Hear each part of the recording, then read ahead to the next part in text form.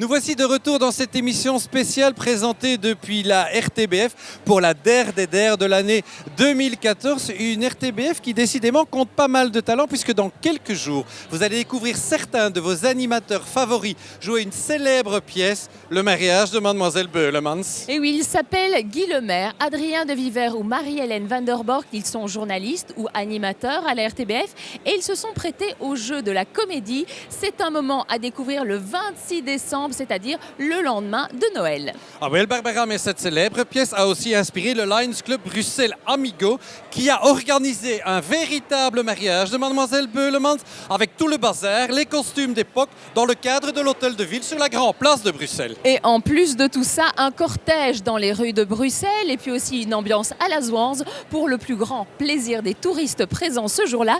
Marie-Jeanne Van Eswick s'est glissée dans les coulisses de cette fête très bruxelloise.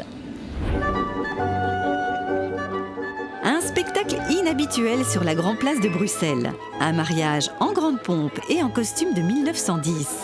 Voilà qui attire l'attention des nombreux touristes présents qui croient assister à un véritable cortège de noces. Et pourtant...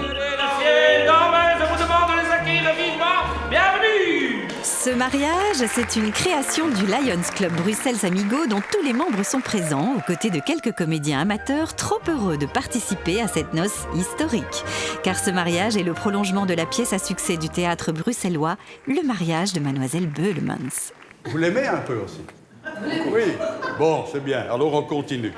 Voilà. Dans l'hôtel de ville de Bruxelles, Suzanne, que pour les intimes, épouse enfin son Parisien Albert Delpierre après bien des quiproquos et l'opposition de son père, Monsieur Beulemans, qui lui voyait un tout autre avenir. Consentez-vous à prendre pour époux Monsieur Albert Robert Delpierre? Ja. Créé en 1910, Le mariage de Mademoiselle Beulemans est aujourd'hui encore la pièce belge la plus jouée dans le monde, traduite en 17 langues. Un succès hors norme pour une pièce écrite à la hâte, en quelques jours, qui devait remplacer au pied levé un spectacle annulé au Théâtre des Galeries. Ses auteurs, Fonson et Wichler, espéraient tenir l'affiche pour 2 ou 3 semaines. Ce fut un véritable triomphe qui se prolonge jusqu'à nos jours, car la pièce est régulièrement rejouée. Oui, vous pouvez le dire, vive le marié! Tout comme la pièce, le mariage se veut un monument du folklore bruxellois, où le cervelas, la Zwanze ou le bruxeller font bon ménage. Dans leurs magnifiques costumes ou coiffés de superbes chapeaux, les invités vivent l'événement avec humour et bonne humeur. J'ai toujours dit que j'aimais ce garçon et je suis bien content que maintenant elle soit bien mariée, voilà, et qu'elle soit heureuse. Oui, sauf qu'il n'a pas toujours dit qu'il aimait ce garçon, hein. Au contraire, hein. Moi, je l'entends encore dire oui, je n'aime pas ce garçon. Mais maintenant, il l'aime. Mais il faut dire qu'il est tellement gentil, hein. Et puis on a hâte d'avoir des petits-enfants. Allez. Santé, Hortense. Oui, mon chouquet. Jacqueline est la fille du regretté Jacques Lipp, qui a véritablement incarné Monsieur Beulemans au théâtre. On dit que vous êtes un faiseur d'embarras et on vous évite. Monsieur, je n'ai jamais remarqué cet ostracisme.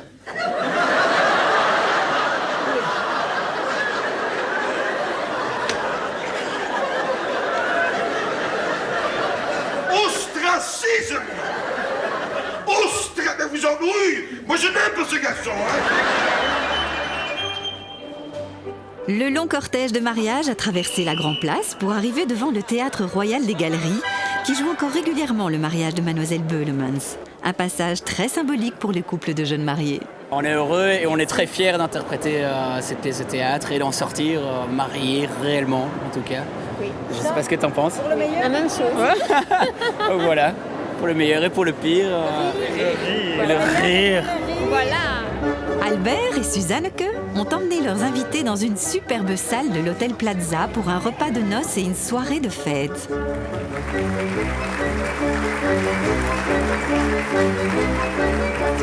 Les bénéfices de l'événement sont destinés aux œuvres du Lions Club Amigo, un club qui allie à merveille l'humour et la générosité.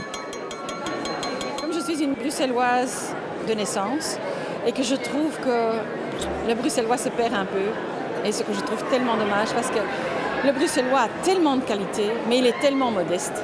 Et donc la dérision, on en a besoin aujourd'hui.